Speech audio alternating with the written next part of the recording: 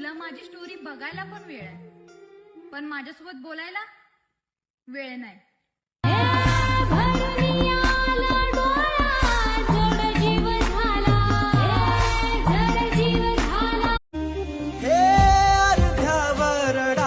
प्रेमाचा सोडला प्रीतीचा खेळ काग तू मोडला तुझ्याच साठी मी जिंदगी ही त्यागली सांग ना सखे का तू अशी वागली नाही तू कुणाकडे बघायचं ग येतोय मला लय राग ग मी एकटाच वाग ग थोडं माझ्याकडे बघ ग